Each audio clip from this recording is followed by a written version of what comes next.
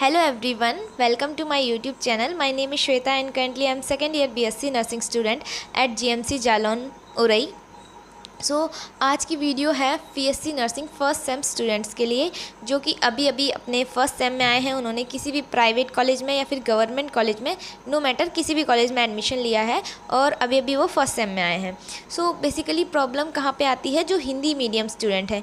अब जैसे कि अगर आप किसी गवर्नमेंट कॉलेज में हैं, आपने जैसे तैसे एंट्रेंस एग्ज़ाम निकाल लिया है, लेकिन अब आप इंग्लिश में वो सारी चीज़ें बैलेंस नहीं कर पा रहे हैं। जैसे अभी आप फर्स्ट सेम में आए हैं तो आपको बुक्स भी सारी जो होंगी आपकी एनाटॉमी, फिजियोलॉजी, सोशियोलॉजी, साइकोलॉजी, एफओएन, तो वो सब आपको इंग्लिश में पढ़नी पड़ रही होंगी।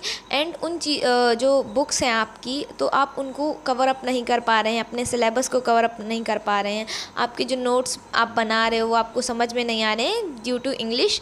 तो उस चीज़ को आज हम क्लैरिफाई करेंगे कि आज मतलब आप लोग कैसे अपनी इंग्लिश को बैलेंस कर सकते हैं, कैसे आप ओवरकम कर सकते हैं इंग्लिश के फ़ियर को, और आप कैसे स्टडीज़ में अच्छे हो सकते हैं। क्योंकि मैं भी एक हिंदी मीडियम स्टूडेंट हूँ, तो मुझे पता है कि प्रॉब्लम कहाँ कहाँ पे आ रही होगी। जैसे कि मैं जब फर्स्ट सेम में आई थी तो मुझे भी बहुत ज़्यादा दिक्कत हो रही थी, कैसे बैलेंस करूँ सब कुछ, और इंग्लिश में थोड़ा प्रॉब्लम हो रही थी मुझे, क्योंकि मैं प्रॉपरली हिंदी मीडियम से हूँ। स्टार्टिंग से मैंने हिंदी में ही पढ़ा है, तो इसीलिए इस टॉपिक पे वीडियो बनाना थोड़ा इम्पॉर्टेंट लगा मुझे।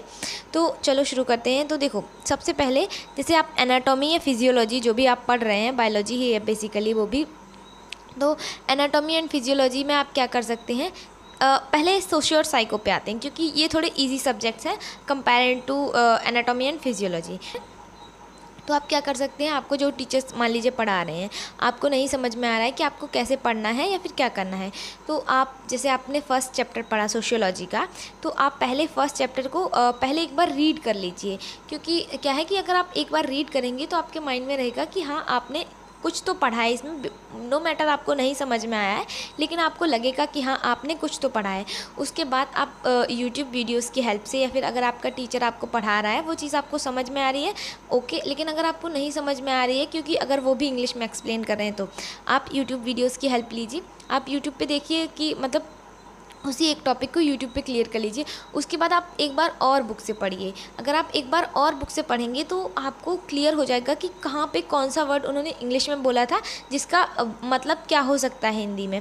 क्योंकि अगर आप एक बार बुक से पढ़ेंगे, देन आप यूट्यूब से पढ़ेंगे, फिर एक बार अगर आप बुक से पढ़ेंगे, तो आपको आई थिंक दोबारा जब एग्ज़ाम होगा आपको, तो बस रिवीजन की ही ज़रूरत पड़ेगी, क्योंकि पहले से आपने ऑलरेडी इतना पढ़ रखा है। और जब आप हिंदी इंग्लिश दोनों में पढ़ रहे हैं, तो आपको वो चीज़ अच्छे से समझ में आएगी, आगे भी आपकी क्लियर हो जाएगी। आपको दोबारा उस चीज़ पे मतलब कन्फ्यूज़न नहीं रहेगी, क्लियर हो जाएगी वो चीज़। सेम आपका साइकोलॉजी में है, साइकोलॉजी में भी आपको वही चीज़ फॉलो करनी है। एंड सोशियो साइकोलॉजी के नोट्स अगर आप बना रहे हैं, जैसे नोट्स तो बनाने ही पड़ते हैं फर्स्ट सेम में, तो अगर आप नोट्स बना रहे हैं तो उनमें जो चीज़ें आपको नहीं समझ में आ रही हैं, कुछ कुछ सोशियो और साइको के ऐसे टर्म होते हैं जो बिल्कुल अलग होते हैं, हमारी जनरल इंग्लिश से बिल्कुल अलग होते हैं, स्पेशली साइकोलॉजी में। तो उन वर्ड्स को आप हिंदी में लिख सकते हैं, अगर आपको हिंदी ज़्यादा अच्छे से समझ में आ रही है तो, ठीक है। तो ये बात होगी सोशियोलॉजी एंड साइकोलॉजी की। आई थिंक इतना आपको क्लियर हो गया होगा सोशियोलॉजी एंड साइकोलॉजी के लिए। अब हम बात करते हैं एनाटॉमी और फिजियोलॉजी में आपको कैसे क्लियर करना है। तो एनाटॉमी एंड फिजियोलॉजी जो आपने अभी तक हिंदी में पढ़ी थी, वही आपको अब इंग्लिश में पढ़ने को मिल रही होगी। सोशियो साइको आपके लिए नया सब्जेक्ट है, लेकिन एनाटॉमी और फिजियोलॉजी आप लोग पहले से पढ़ चुके हो, बायोलॉजी में ही पढ़ चुके हो, 11th-12th में आपने पढ़ी होगी, भले ही हिंदी में पढ़ी है। तो आप लोग क्या कर सकते हैं, आप मतलब रीडिंग पर ज़्यादा फोकस कीजिए अभी इस टाइम पर, क्योंकि आपको नहीं समझ में आ रहा है, इसीलिए आप रीडिंग पे ज़्यादा फोकस कीजिए। अगर आप कोई भी चीज़ आपको पढ़नी है, याद करनी है, तो आप पहले उसको एक बार बुक से रीड कर लीजिए। आपके पास जो भी बुक है, एक बार बुक ज़रूर रीड करिए। उसके बाद आप अपने नोट्स जो आपने बनाए हैं या फिर यूट्यूब की हेल्प से आप उन टॉपिक्स को समझिए। जब आपको वो टॉपिक समझ में आ जाए तो आप बुक रीडिंग करिए, क्योंकि बुक रीडिंग करेंगे तो उससे आपकी इंग्लिश जो है वो अच्छे से क्लियर होगी, एंड आपको आइडिया रहेगा कि कहाँ पे कौन सी चीज़ आपने समझी है या फिर किस पॉइंट का क्या मतलब है।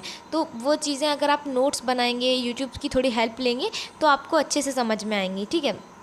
और एनाटॉमी फिजियोलॉजी का ये है कि आप ज़्यादा से ज़्यादा उसको पढ़िए, क्योंकि ये चीज़ें जो हैं आपको आगे भी काम आएंगी। अगर आप एनाटॉमी और फिजियोलॉजी अभी से आप अपनी क्लियर नहीं करेंगे, तो आपको सेकंड सेम में भी प्रॉब्लम होगी, थर्ड सेम में भी प्रॉब्लम होगी, और आप जितना आगे जाते जाओगे तो आपको उतनी ही प्रॉब्लम्स बढ़ती जाएंगी। तो इंग्लिश से अगर आपको कोप अप करना है, उसका एक सबसे बेस्ट मेथड है कि आप रीडिंग कीजिए, ज़्यादा से ज़्यादा रीडिंग कीजिए। आई नो 9 to 5 क्लासेस चल रही होंगी तो आपको उतना टाइम नहीं मिल रहा होगा, बट क्योंकि वहाँ पे सारे लोगों की इंग्लिश वीक नहीं होगी। अगर आप लोगों की इंग्लिश वीक है, आप हिंदी मीडियम से हैं, तो वो मेहनत आपको खुद से करनी पड़ेगी ताकि आप लोग भी बाकी लोगों के बराबर आ सकें, उनसे और अच्छा कर सकें। तो आप लोग रीडिंग पे ज़्यादा फोकस कीजिए।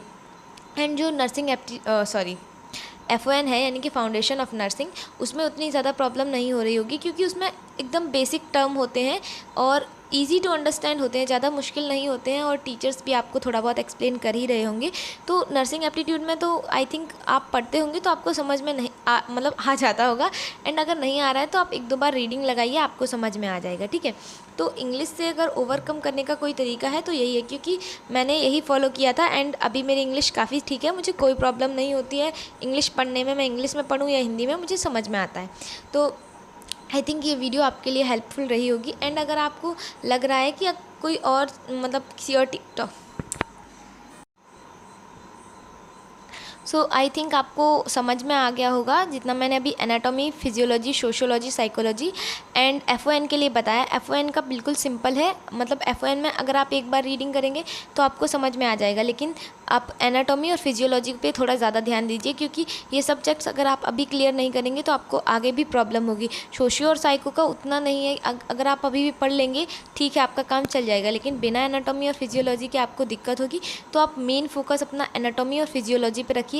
एंड फाउंडेशन ऑफ नर्सिंग उतना डिफ़िकल्ट नहीं है एनाटॉमी और फिजियोलॉजी के कंपैरिजन में, तो वो आप लोग ईजिली कर सकते हैं, ठीक है।